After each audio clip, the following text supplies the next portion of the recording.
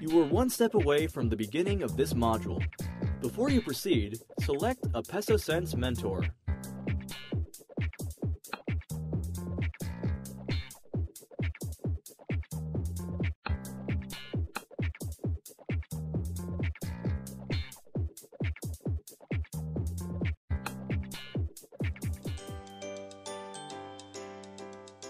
Isang produkto ng bangko ay ang savings account. Alam mo ba kung ano ito? Ang savings deposit account ay ginagamit ng mga tao para itago at siguruhin ang pera na kakailanganin nila sa hinaharap.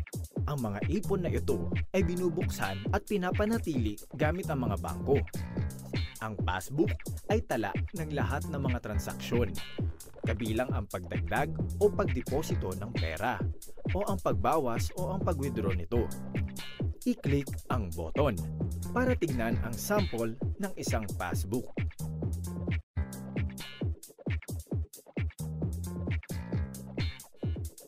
Ang ATM card naman ay para sa mga pangmadali ang transaksyon.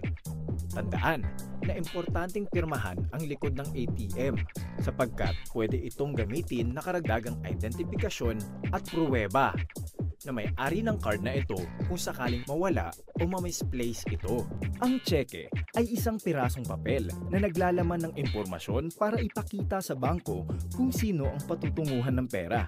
Kumbaga, nakalista sa tseke ang impormasyon kung para kanino ang pera, kaninong pondo kukunin, magkano at kung kailan pwedeng kuhanin ang halaga ng tseke. I-click ang button para tignan ang sample na tseke. Mapapansin ang iba't ibang bahagi ng tseke. Ang tseke ay gawa sa isang hindi pangkaraniwang papel. Ito ang mga dapat tandaan tungkol sa pagdeposito ng pera sa bangko. Una, ang savings account ay nababagay sa mga tao at institusyon na nangangailangan ng ligtas na lugar kung saan itatago ang panandaliang pera o short-term money. Sa kasalukuyan, pwede nang i-access sa internet ang iyong account para hindi mo na kailangang pumunta sa bangko.